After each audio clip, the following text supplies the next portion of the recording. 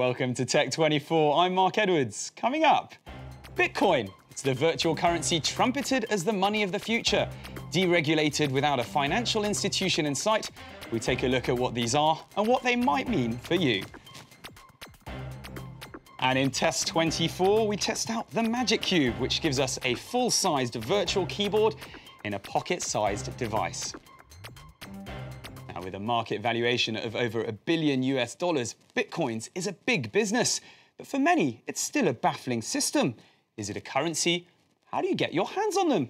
Well, as ever, on Tech24, we try and break things down for you. Take a look at our guide to the Bitcoin. It's a so-called virtual currency that could revolutionize global trade. But what exactly is a Bitcoin? Well, it's like the euro or the pound. It's a form of currency, except that it's not controlled by any country and it's purely digital, living in online wallets. You can't go to an ATM and take out a Bitcoin, plus it's independent of any financial institution.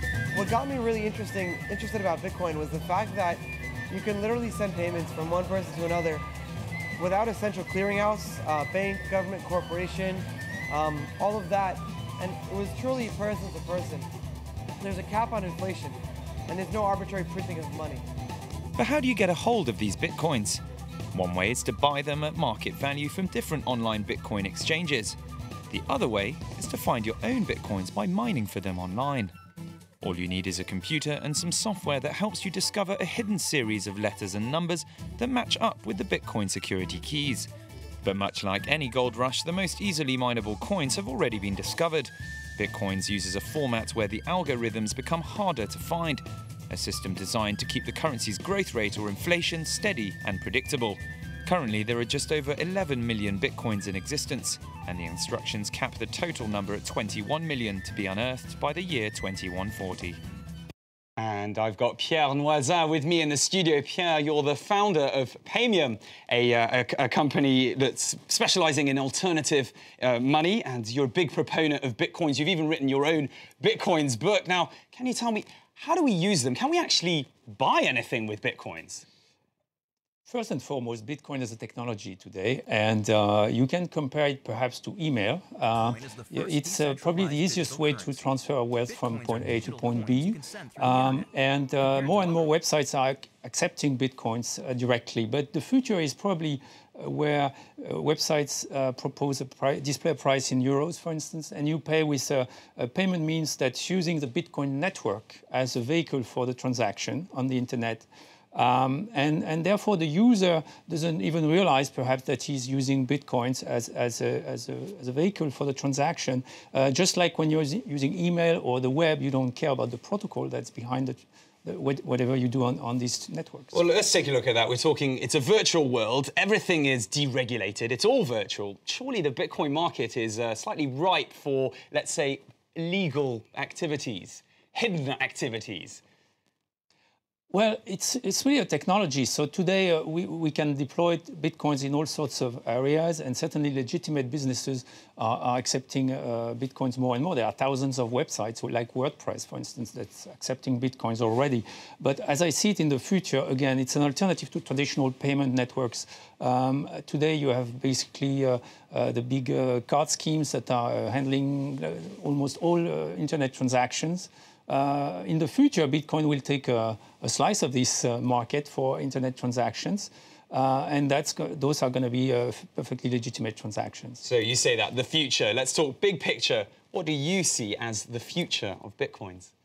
So as more and more transactions are processed through the Bitcoin network, evidently people will gain more and more confidence in Bitcoin as a currency as well. So I see it becoming more and more of a currency over time, perhaps in 5–10 years from now. But for short term, it's really a wonderful transaction technology for payment, internet payment, and as such, it's a promise. It's poised to become a huge success in the next few years. Brilliant. Thank you very much, Pierre, for coming in to see us. Thank you, Mark. Do stay with us. We've got Test24 coming right up.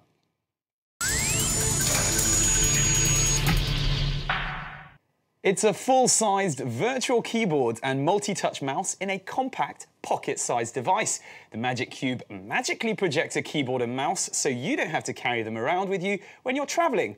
And we've got our very own technological magician, France 24's technology correspondent on the French side, Guillaume Graillet. Great to see you. Thanks for coming in. Tell us a bit about the Magic Cube.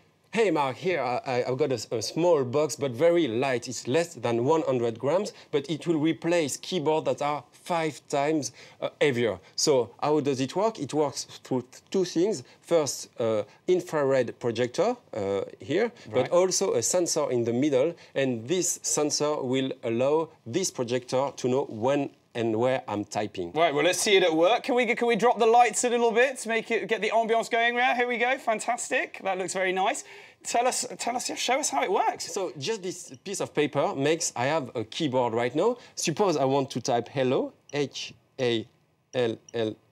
That will go directly to my smartphone because this is the beauty of it. It's a Bluetooth thing and it will go on computer, tablet, but also smartphones. Easy to carry with you and it's actually a nice light instrument. Now, the technology is extremely interesting because it's a 3D projector, but also sensor that will detect all my movements. I'm a little bit more severe on the mouse thing because the mouse doesn't work very well. But typing is great, and it makes your smartphone be a computer. Well, give us your mark for this week's Test 24. I like very much the design, Mark. That's why I put a good mark on it, and also the easy to use. It's a Bluetooth; it goes very well.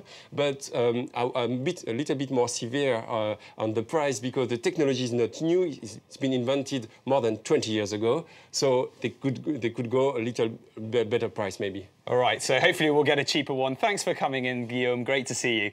And that's almost the end of our show for this week. Thanks for tuning in. We'll leave you with 10,000 iPhone 5s transformed into individual dominoes. But there's a twist.